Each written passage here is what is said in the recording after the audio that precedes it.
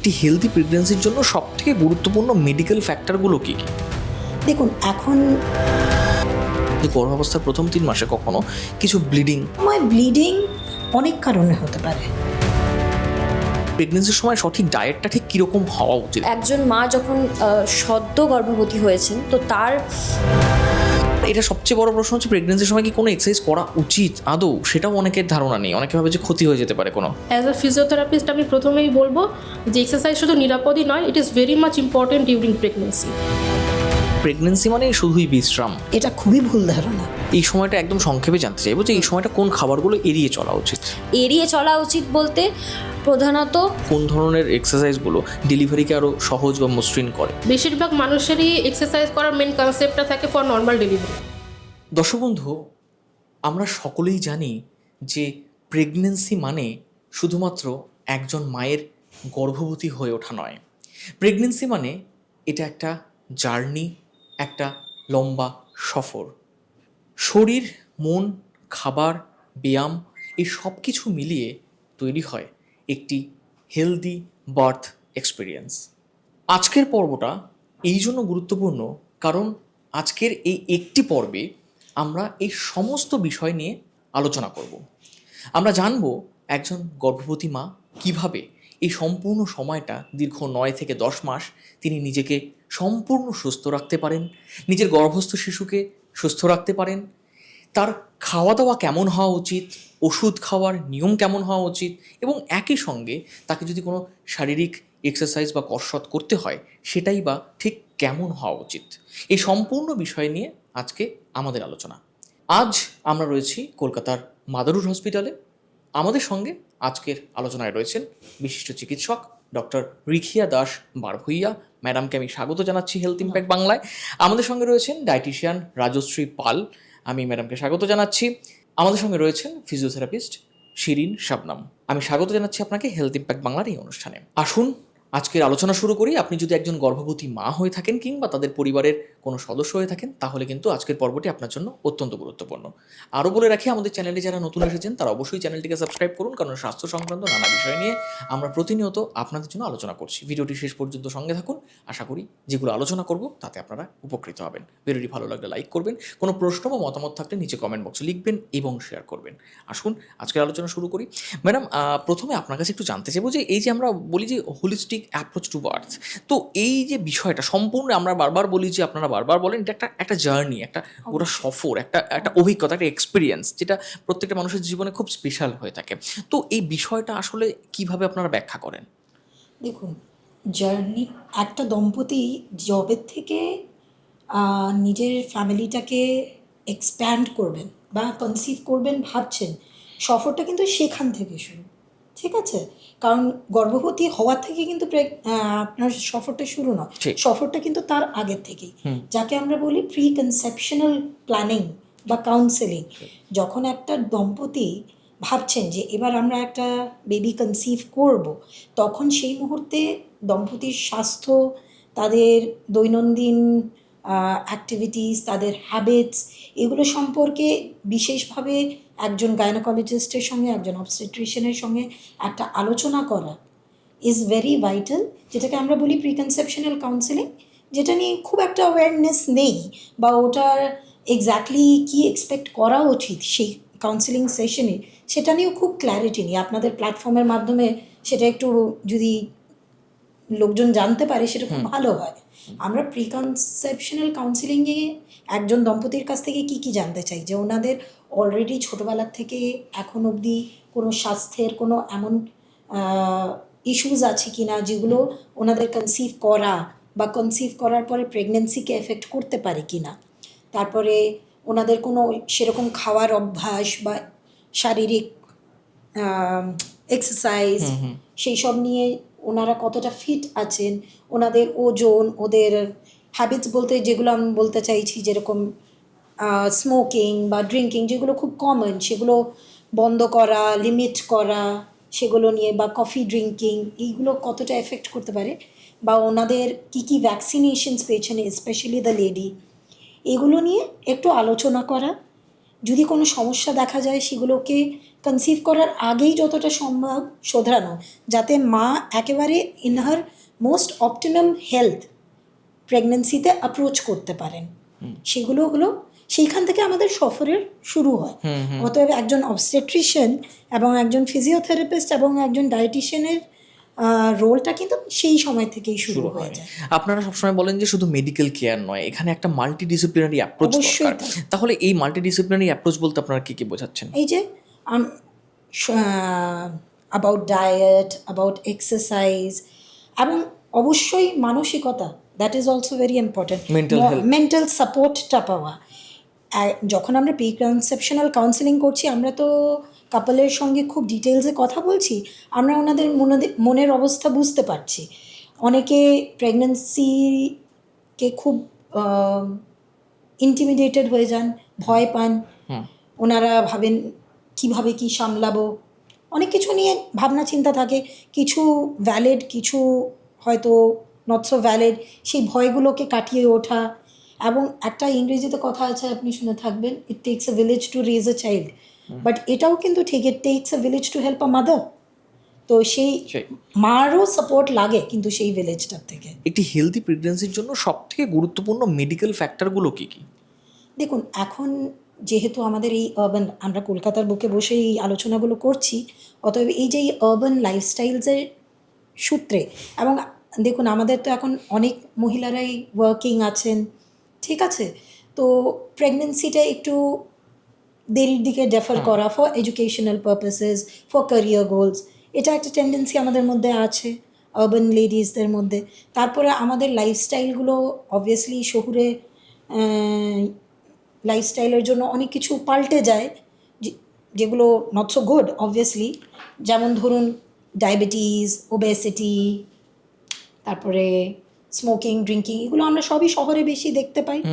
তো এগুলোকে যদি আমরা আগে থেকে মডিফাই করতে পারি, এগুলো কিন্তু পরবর্তীকালে এই যে এক্সেসিভ বডি ওয়েট বা ডায়াবেটিস বা থাইরয়েডের সমস্যা বা কোলেস্ট্রলের সমস্যা, এগুলো যদি কারেক্ট করে প্রেগনেন্সিতে ঢোকা যায়, আউটকামসগুলো অনেক ভালো হয় এবং মাদারহুডের জার্নিটা অনেক স্মুদার হয়।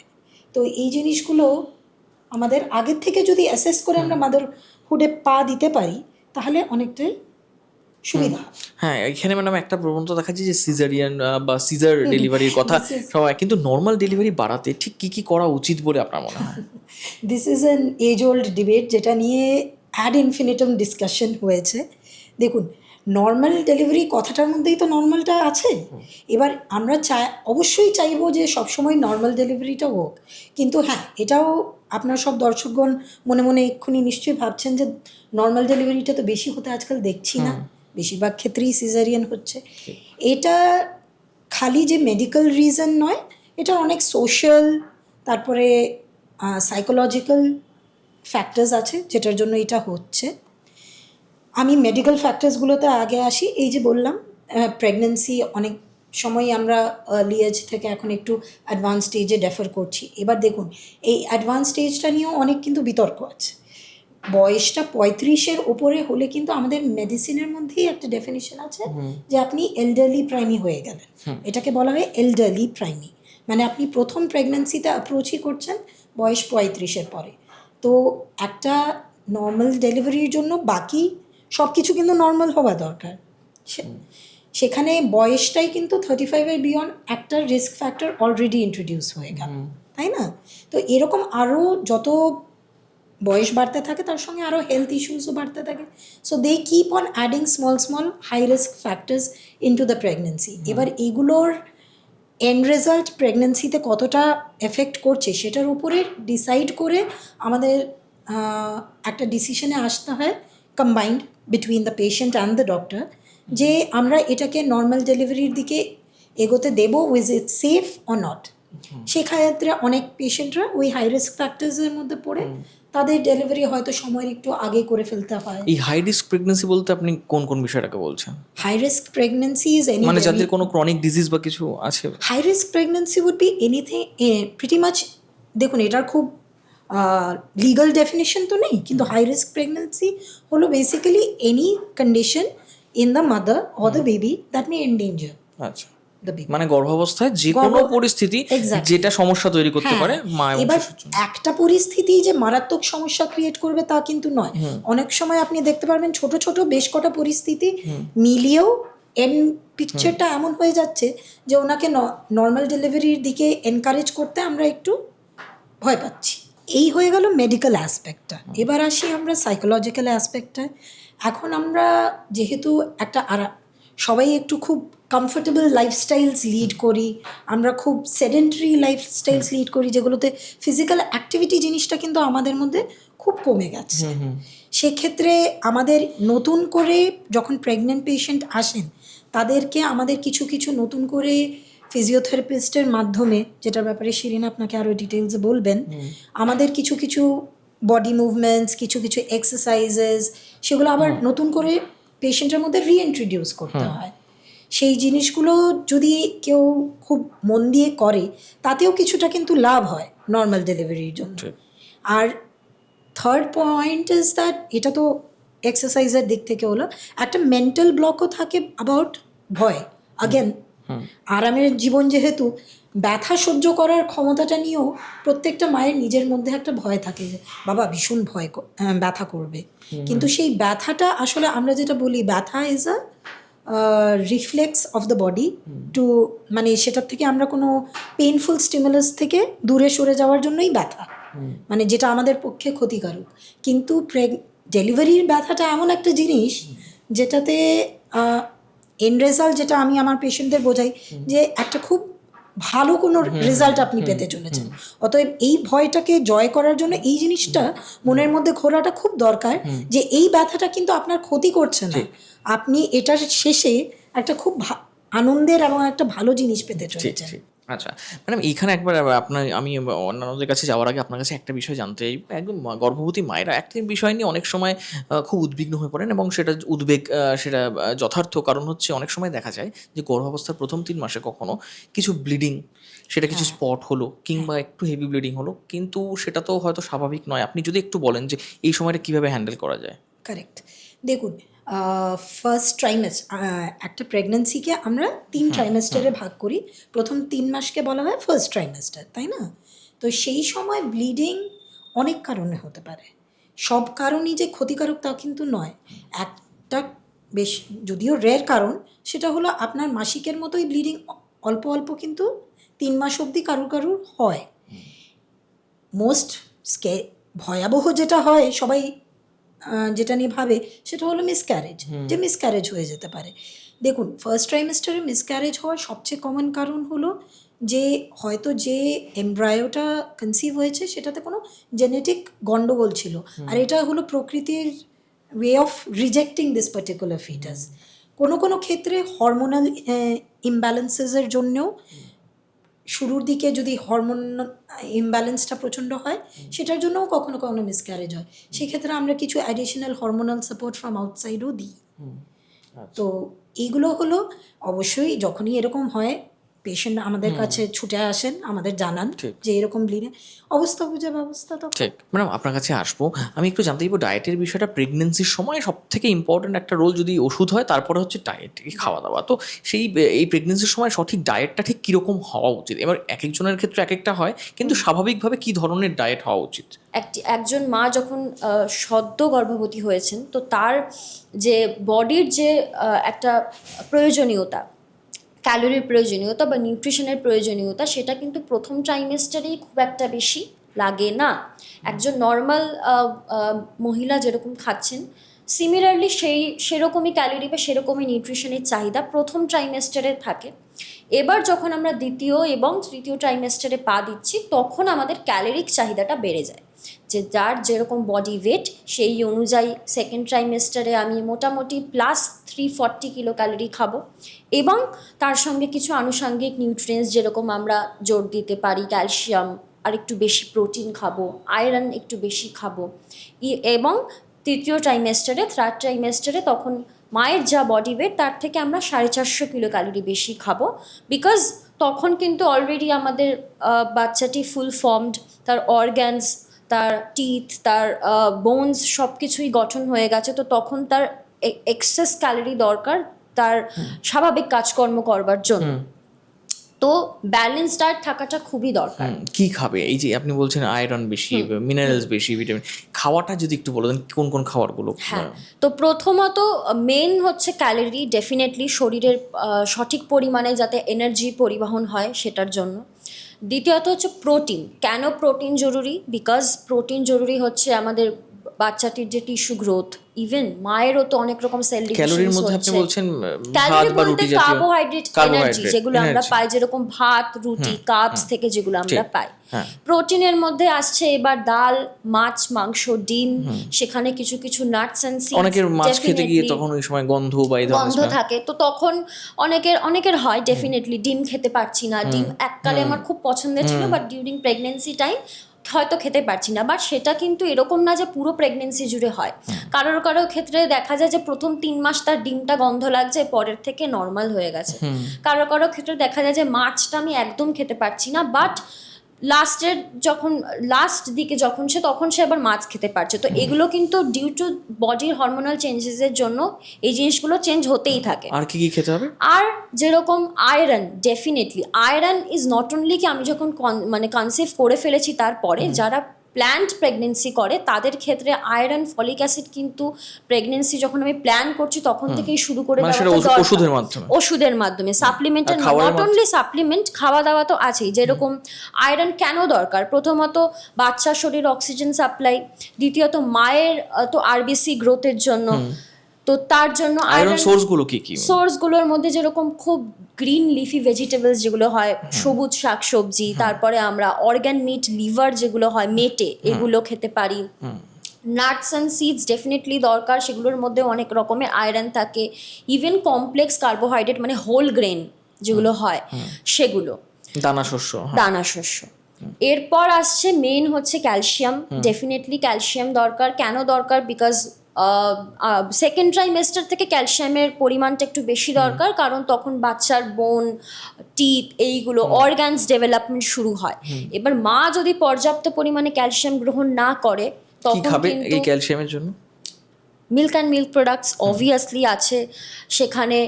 Walnut is a very good calcium sources.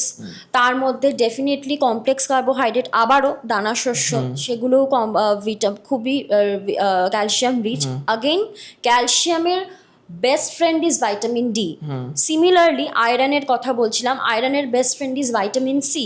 তো আমি যদি শুধু ভাবি আয়রন খেয়ে নেবো, তো সেক্ষেত্রে কিন্তু শরীরে সঠিক পরিমাণে আয়রন অ্যাবজর্ব হয় না। তো আমরা যদি আয়রনের সঙ্গে ভাইটামিন সি কে পাঞ্চ করি, যেরকম আমলা খেতে পারি, গুয়াভা খেতে পারি, তো তাহলে কি হয়, আয়রনটা শরীরে খুব ভালোভাবে অ্যাবজর্ব হয়। সিমিলারলি উইথ ক্যালসিয়ামের সঙ্গে আমরা vitamin D as a supplement খেতে পারি, বা আমরা দই, ছানা এগুলো খেতে পারি। ইভেন ছোট মাছ, ছোট যে মাছ হয় যেগুলোতে ছোট কাঁটা থাকে, সেগুলোও কিন্তু rich in calcium and vitamin D. তো দুটোকে একসঙ্গে পাঞ্চ করে খেলে শরীরে তার অ্যাবজর্পশন ক্ষমতাটা খুব ভালো হয়। এই সময়টা একদম সংক্ষেপে জানতে চাইবো যে এই সময়টা কোন খাবারগুলো এড়িয়ে চলা উচিত? তো প্রথমতই অনেকে বলে যে পেঁপে খাবেন না, আনারস খাবেন না, ইত্যাদি কথা শোনা যায়। এবার কেন বলে এড়িয়ে চলা উচিতটা আগে আমি আসি, কোনগুলো এড়িয়ে চলা উচিত আর কোনগুলো কম খাওয়া উচিত। এড়িয়ে চলা উচিত বলতে প্রধানত কাঁচা মাংস অনেকেই খায়, ওই ধরুন হ্যাম, সালামি বা সুশি, যেগুলোতে আমরা সসেজ এই ধরনের কিছু, এগুলো তো আপনার প্রসেসড মিট, বাট মেনলি যেগুলোতে র মিট ইউজ হয় সেগুলো। র ভেজিটেবলস ডেফিনেটলি খুব বেশি যে স্যালাড খাবো একদমই নয়। অঙ্কুরিত ছোলা, স্প্রাউটেড, এই জিনিসগুলো একটু এড়িয়ে চলা উচিত, কেননা এই স্প্রাউটেড জিনিসে খুব তাড়াতাড়ি ব্যাকটেরিয়া জন্মগ্রহণ করে। তো সেগুলো ডেফিনেটলি, তার থেকে লিস্টেরিয়া ইনফেকশন হতে পারে যদি আমরা র মিট খাই, তো সেগুলো। এবার কম খাওয়া উচিত ডেফিনেটলি পেঁপে, আপনার পাইনাপেল। কেন? বিকজ পেঁপেতে ল্যাটেক্স বলে একটা এনজাইম থাকে, আর পাইনাপেলে ব্রোমেলিন বলে একটা এনজাইম থাকে। তো এই দুটি এনজাইম আমাদের ইউটেরিন কন্ট্রাকশনস করায়। তো সেই জন্যই আমরা বলে থাকি যে এড়িয়ে চলা উচিত না, কম খাওয়া উচিত। খেলে খাওয়া যেতে পারে, বাট পরিমাণটা কম। যে ধরুন আমি মান্থে একবার খেলাম, বা ডায়েটিশিয়ানের সাথে কথা বলে খাওয়াটা ভালো। এবার কার শরীরে কি প্রবলেম আছে সেটা অনুযায়ী তো তার ডায়েট হয় কাস্টমাইজেবল, তো সেই অনুযায়ী। আচ্ছা, আমি আবার একবার আসবো আরেকটা গুরুত্বপূর্ণ প্রশ্ন নিয়ে। তার আগে ম্যাডাম আপনার কাছে একটু আমি জানতে চাইবো যে প্রেগনেন্সির সময়টা কোন এক্সারসাইজগুলো বা আপনারা বেশি জোর দেন বা করতে বলেন এবং কেন বলেন? এটা সবচেয়ে বড় প্রশ্ন হচ্ছে, প্রেগনেন্সির সময় কি কোনো এক্সারসাইজ করা উচিত আদৌ? সেটাও অনেকের ধারণা নেই, অনেকে ভাবে যে ক্ষতি হয়ে যেতে পারে কোনো সন্তানের অনেকেই গর্ভস্থ প্রশ্ন করে থাকেন, অনেক পেশেন্টই প্রশ্ন করেন যে এক্সারসাইজ কতটা ইম্পর্টেন্ট বা কতটা নিরাপদ প্রেগনেন্সির টাইমে। তো অ্যাজ আ ফিজিওথেরাপিস্ট আমি প্রথমেই বলবো যে এক্সারসাইজ শুধু নিরাপদই নয়, it is very much important during pregnancy. তবে যে কোনো একটা র্যান্ডম ভিডিও দেখে কিন্তু এক্সারসাইজ করাটা একেবারেই উচিত নয়, ঠিক। কারণ এক একটা মানুষের কিন্তু বডি টাইপ এবং স্ট্রাকচার কিন্তু আলাদা হয়ে থাকে। তো অনেক সময় প্রেগনেন্সির টাইমে প্রেগনেন্সি ইনডিউস হাইপারটেনশন অর প্রি এক্লাম্পশিয়ার মতো কন্ডিশনস আর জেস্টেশনাল ডায়াবেটিসের মতো কন্ডিশন কিন্তু হয়। তো সেক্ষেত্রে যে কোনো একটা র্যান্ডম ভিডিও দেখে কিন্তু এক্সারসাইজ করাটা একেবারেই উচিত নয়। যে কোনো একজন ডক্টরের পরামর্শ নিয়ে সঠিক এক্সপার্টের কাছে গিয়ে গাইডলাইন্স মেনে কিন্তু এক্সারসাইজ করাটা উচিত। ম্যাডাম এই সময় সবথেকে যে সমস্যার সম্মুখীন হতে হয় বেশি গর্ভবতী মায়েদের, সেটা হচ্ছে ব্যাক পেইন বা পিঠে ব্যথা বা কোমরে ব্যথা। তো এই সমস্যা এড়ানোর জন্য কি কোনো এক্সারসাইজ কিছু আপনি সাজেস্ট করেন যে এটা? একদমই তাই। তো প্রথম কথা, আমাদের কাছে যখন পেশেন্ট আসেন প্রথমেই একটা কমপ্লিকেশনস নিয়ে আসেন যে ব্যাক পেন। ঠিক আছে, তো প্রথমে আমাদের জানতে হবে যে ব্যাক পেনটা কীভাবে হয় প্রেগনেন্সিতে। ঠিক আছে, প্রথমে তো অনেক রকমের চেঞ্জেস হয় প্রেগনেন্সি টাইমে। ওয়েট গেইন, একটা টিপিক্যালি হেলদি প্রেগনেন্সিতে মাদার কিন্তু 9 to 15 কেজিস অফ কিন্তু ওয়েট গেইন করে। তো যার ফলে কিন্তু আমাদের যে গ্র্যাভিটেশনাল ফোর্স, আমাদের যে নর্মাল যে বডি যে গ্র্যাভিটেশনাল ফোর্স থাকে সেটা কিন্তু ফরওয়ার্ড শিফট হয়ে যায়, সেন্টার অফ গ্র্যাভিটি কিন্তু ফরওয়ার্ড শিফট হয়ে যায়। তো তার ফলে কিন্তু পশ্চার চেঞ্জ হয়ে যায়, এবং পশ্চার চেঞ্জ হওয়ার ফলে কিন্তু আর ওয়েট গেইনের কারণে আমাদের কিন্তু ফুল লোডটা পড়ে কিন্তু পেলভিক স্পাইনের উপরে। তো পেলভিক স্পাইনের উপর যেহেতু লোডটা পড়ে সে কিন্তু ব্যাক পেন কিন্তু ডেভেলপ করে। এছাড়াও একটা হরমোন আছে রিল্যাক্সিং হরমোন, যেটা যার ফলেও কিন্তু একটা ব্যাক পেনের চান্সেস থাকে। এছাড়াও stress is very much common for low back pain. Madam যখন একজন গর্ভবতী মা এক্সারসাইজ করবেন বা সেটা অবশ্যই তিনি বিশেষজ্ঞের পরামর্শ নেবেন, কিন্তু তাও যদি একটু বলে দেন যে কোন ধরনের এক্সারসাইজগুলো ডেলিভারিকে আরও সহজ বা মসৃণ করে? বেশিরভাগ মানুষেরই এক্সারসাইজ করার মেন কনসেপ্টটা থাকে ফর নর্মাল ডেলিভারি। নর্মাল ডেলিভারির জন্য আমাদের যে এক্সারসাইজগুলো করতে হবে সেটা হচ্ছে কোর মাসল স্টেবিলিটি আর স্ট্রেংথেনিং করা। কোর মাসল স্টেবিলিটি মানে হচ্ছে পেলভিক ফ্লোর মাসলকে স্ট্রেংথেনিং করানো। আচ্ছা, ঠিক আছে, তো পেলভিক ফ্লোর মাসলকে স্ট্রেংথেনিং করার ডিফারেন্ট প্রোটোকল আমরা মেনটেন করি। ইচ অ্যান্ড এভরি ট্রাইমেস্টারে কিন্তু একই এক্সারসাইজ কিন্তু ফলো হবে না। ফার্স্ট ট্রাইমেস্টারের ক্ষেত্রে কিন্তু আমরা লো ইম্প্যাক্ট অ্যাক্টিভিটির উপর বেশি ফোকাস করি, just like normal walking and deep breathing exercises and upper body stretching and strengthening. And second ট্রাইমেস্টারের ক্ষেত্রে আমাদের মেন ফোকাস থাকে পেলভিক ফ্লোর স্ট্রেংথেনিং এক্সারসাইজেস, যেটা আমাদের কিন্তু নর্মাল ডেলিভারিতে হেল্প করে। অ্যান্ড থার্ড ট্রাইমেস্টারে কিন্তু আমরা পেলভিক ফ্লোর স্ট্রেংথেনিংয়ের সঙ্গে সঙ্গে আমরা লেবার প্রিপারেশন এক্সারসাইজের কিন্তু ফোকাস করি, যেটা আমাদেরকে নর্মাল ডেলিভারিতে হেল্প করে। ঠিক। আমি ম্যাডামের কাছে আসবো, তার আগে একটুখানি আমি একটা শেষ প্রশ্ন আপনাকে করি যে একটা কথা খুব শোনা যায় যে এখন দুজনের জন্য খেতে হবে, তো এই ধারণাটা সেটা সম্পর্কে যদি আপনি একটুখানি সবাইকে বলেন যে খাওয়াটা কি দুজনের জন্য খাওয়া উচিত নাকি নিজের জন্যই, মানে একার জন্য খেলেই হবে? খুব কমন প্রশ্ন প্রেগনেন্সিতে যে দুজনের জন্য খাওয়া, বাট কনসেপ্ট অ্যাকচুয়ালি ভুল। খাওয়াটা আমাদের মেন হচ্ছে not the quantity but it should be the quality. কী কোয়ালিটি খাচ্ছি, মানে দুজনের জন্য খাবো বলে আমি যতটুকুন ভাত খাই আমি থালা ভর্তি ভাত খেয়ে নিলাম সেটা নয়। মেন জিনিসটা হচ্ছে প্রত্যেকটা বাইটে যেন নিউট্রিশন থাকে। যেই নিউট্রিশনের কথাগুলো আমি বললাম যে কোন কোন ভাইটাল নিউট্রিয়েন্টসগুলো আমাদের দরকার, সেইগুলো যেন আমরা পর্যাপ্ত পরিমাণে খাই। এবার হচ্ছে যে এক একজনের বডি টাইপ, কারোর রিস্ক ফ্যাক্টার্স থাকে, যেরকম হাইপারটেনশন, জেস্টেশনাল ডায়াবেটিস বা প্রি এক্ল্যাম্পশিয়া কন্ডিশন। তো এইগুলোও আমাদের কিন্তু দেখতে হবে, সেই ক্ষেত্রে কোন কোন খাবারগুলো আমরা বাদ দেবো বা কোন কোনগুলো আমরা অ্যাডিশন করলে তার সুবিধা হবে, তো সেইগুলো দেখাটা উচিত। ইভেন কোন ট্রাইমেস্টারে কোন কোন নিউট্রিশনগুলো ইম্পর্টেন্ট সেগুলোও ডেফিনেটলি দেখা উচিত। যে এক্সট্রা কিলো ক্যালোরি আমি প্রথমেই শুরু করে দিলাম কনসিভের পরে, যে আমি যা খাচ্ছি তার থেকে দ্বিগুণ, সেটা কোনো রকমই দরকার নেই। মূলত ট্রাইমেস্টার ওয়াইজ ভাবে আমাদের ভাগ করা উচিত যে কোন সময় কোন কতটা ক্যালোরি বা কোন নিউট্রিয়েন্টসগুলো দরকার। একদম, মানে পরিমাণ নয় পুষ্টিগুণটাই গুরুত্বপূর্ণ। ম্যাডাম একেবারে শেষ প্রান্তে এসে আপনার কাছে একটুখানি জানতে চাইবো যে অনেকেই বলেন যে প্রেগনেন্সি মানে শুধুই বিশ্রাম, তো এই ধারণাটা কিভাবে আপনি দেখেন এবং ঠিক কী করণীয় এই সময়টায়? এটা খুবই ভুল ধারণা। প্রেগনেন্সি অসুখ নয়, এটা আমাদের মেডিসিনে দুটো কথা আছে, ফিজিওলজিক্যাল অ্যান্ড প্যাথোলজিক্যাল। ফিজিওলজিক্যাল মানে শরীরের নর্মাল প্রক্রিয়া, আর প্যাথোলজিক্যাল মানে সেটা থেকে কোনো অসুখের দিকে যাওয়া। প্রেগনেন্সিটা কিন্তু ফিজিওলজিক্যাল জিনিস, প্যাথোলজিক্যাল নয়। অতএব ওটাতে আলাদা করে খাটে শুয়ে পড়া, ঘর থেকে নড়াচড়া বন্ধ করে দেওয়া, বাইরে ঘুরতে না যাওয়া, এগুলো কোনোটারই কিন্তু কোনো প্রয়োজন নেই। এবং ওয়ার্কিং লেডিসদের তো আমি এটাও বলি যে আপনারা কাজ থেকেও মিছিমিছি ছুটি নেবেন না, যতক্ষণ না আপনি আপনার কাজটা চালিয়ে যেতে পারছেন।